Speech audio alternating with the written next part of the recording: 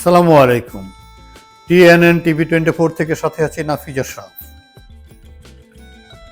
জুলাই গণ অভ্যুত্থানে শহীদদের স্মৃতি ধরে রাখতে নারায়ণগঞ্জে দেশের প্রথম জুলাই শহীদ স্মৃতিস্তম্ভ উদ্বোধন করেছেন অন্তর্বর্তী সরকারের 5 উপদেষ্টা। সোমবার বিকালে নারায়ণগঞ্জ সদর উপজেলার হাজীগঞ্জ এলাকায় এই স্মৃতিস্তম্ভ উদ্বোধন করা হয়। এ সময় তারা আন্দোলনের শহীদদের স্মৃতিচারণ করেন এবং এই সরকারের শাসনামলেই জুলাই গণহত্যার বিচার শেষ করার প্রতিশ্রুতি দেন। গণতান্ত্রিক বাংলাদেশ গড়তে বৈষম্যহীন সমাজ ও ন্যায় বিচার প্রতিষ্ঠার সকলকে কাজ করার আহ্বান জানান বক্তারা। দেশে চাঁদাবাজি ও লুটপাটের বিরুদ্ধে দেশবাসীকে ঐক্যবদ্ধ হয়ে রুখে দাঁড়াতে আহ্বান জানান উপদেষ্টারা। জুলাই গণ অভ্যুত্থানে সারা দেশের মতো নারায়ণগঞ্জের ছাত্র জনতাও প্রাণপণ লড়াইয়ে নেমেছিল রাজপথে। আন্দোলনের সময় ঢাকা চট্টগ্রাম মহাসড়ক ও নগরীর ডিবি রোডে পুলিশ ও আওয়ামী লীগের অস্ত্রধারী নেতাকর্মীর ভয়ঙ্কর সব মারণাস্ত্রের হামলায় শহীদ হন অন্তত 54 জন, তার মধ্যে নারায়ণগঞ্জের স্থানীয় 21 জন।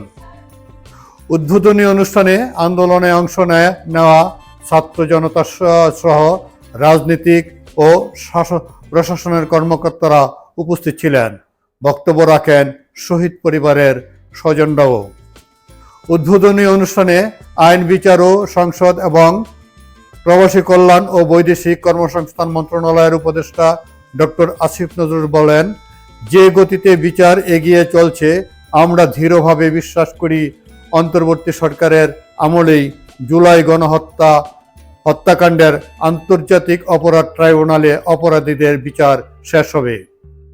এ সময় তিনি দেশে চলমান পরিস্থিতিতে জুলাই গণ অভ্যুত্থানের মতো দেশবাসীকে ঐক্যবদ্ধ হয়ে চাঁদাবাজ লুটতরাজদের বিরুদ্ধে রুখে দাঁড়ানোর আহ্বান জানান।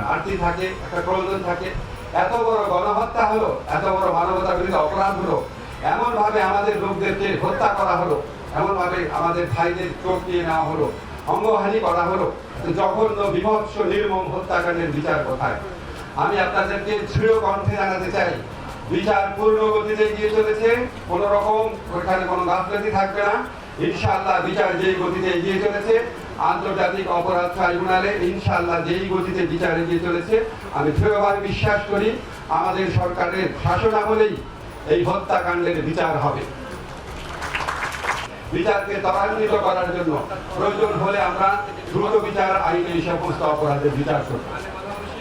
এখানে মামলা করার ক্ষেত্রে যদি কোনো প্রতিবন্ধকতা থাকে, আমি আশা করবো আমাদের এখানে যে ডিটি অফিস আছে, ডিসি আছে, আপনারা একটা নজর রাখবেন।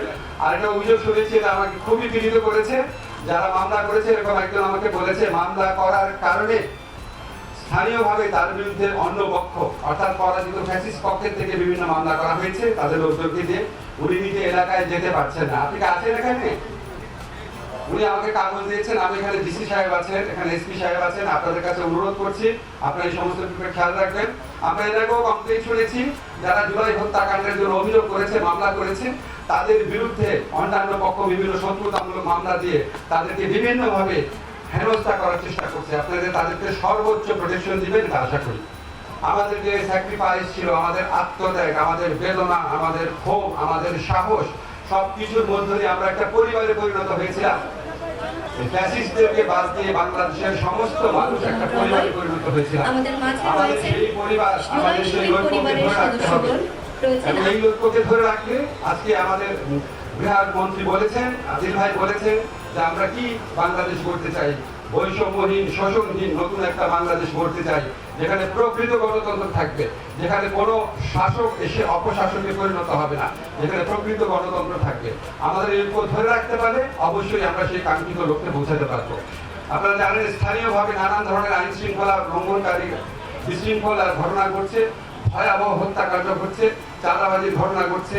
জুলাইয়ের সময় আপনারা যে ঐক্যবদ্ধভাবে থেকে এই মহাপরাক্রমশালী ফ্যাসিস্ট শক্তিকে পরাজিত করেছিলেন, অবশ্যই আপনারা ঐক্যবদ্ধ থাকতে চাঁদাবাজদের প্রতিরোধ করতে পারবেন। আমাদের সরকারের দায়িত্ব থাকবে, পাশাপাশি আপনারা স্থানীয় স্থানীয় যারা চাঁদাবাজ আছে, লুটেরা আছে, তাদের বিরুদ্ধে রুখে দাঁড়াবে। ইনশাআল্লাহ প্রশাসন আপনাদেরকে সহযোগিতা করবে। কোর্ট রয়েছে, সেখানে বিভিন্ন মামলা করা হয়েছে। পরিবেশ, বন ও জলবায়ু উপদেষ্টা সৈয়দা রিজওয়ানা হাসান বলেন, দীর্ঘ 36 দিন দেশের ছাত্র জনতা বৈষম্যের বিরুদ্ধে আন্দোলন করে স্বৈরাচার মুক্ত করে। এই আন্দোলনে জনপথে জীবন দিয়েছে নারায়ণগঞ্জের 56 জন, এর মধ্যে নারায়ণগঞ্জের বাসিন্দা 21 জন, আহত হয়েছে 370 জন। প্রথমে আমি সম্মান জানাচ্ছি সে সমস্ত অকুতোভয় লড়াকু যারা প্রাণ দিয়েছেন, আহত হয়েছেন, যারা প্রাণ দেননি, আহত হয়নি কিন্তু লড়াই করেছেন, শক্তি জুগিয়েছেন, সে সমস্ত যোদ্ধাদেরকে, তাদের পরিবারদেরকে, তাদের জন্যই আজকে আমরা স্বৈরাচার মুক্ত একটি বাংলাদেশে দাঁড়িয়ে কথা বলছি। আজকে সম্মান জানাচ্ছি, কিন্তু সম্মান জানানোর সবচাইতে ভালো উপায় কি? সম্মান কি আমরা একদিনই জানাবো, বা 5ই আগস্ট পর্যন্ত, 34শে জুলাই পর্যন্তই জানাবো, নাকি সম্মান দেওয়ার আরো কোনো পথের কথা আমাদেরকে ভাবতে হবে? আরো কোনো পথের কথাই ভাবতে হবে, কারণ তারা উদ্দেশ্যবিহীন ভাবে প্রাণ দেননি, একটি উদ্দেশ্যকে সামনে রেখে তারা প্রাণ দিয়েছেন। সেই উদ্দেশ্যটা হচ্ছে বৈষম্যবিহীন একটা বাংলাদেশ করার। আমরা মনে করি যে সম্মান দেওয়ার সবচাইতে ভালো উপায় হচ্ছে, এক, যারা আহত হয়েছেন, নিহত হয়েছেন, তাদের বিরুদ্ধে স্বৈরাচার এবং স্বৈরাচারের যারা দোষর ছিল তাদের বিচার নিশ্চিত করা।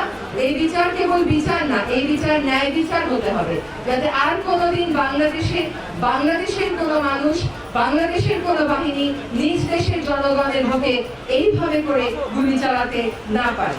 এই আহত এবং নিহত মানুষগুলোর স্মরণে, তাদের পরিবার যে এত বড় স্যাক্রিফাইস করেছে, সেটার স্মরণে আজকে আমরা এখানে জুলাই উদযাপনের প্রথম যাত্রাটা আনুষ্ঠানিকভাবে স্মৃতিসৌধের মাধ্যমে শুরু করলাম।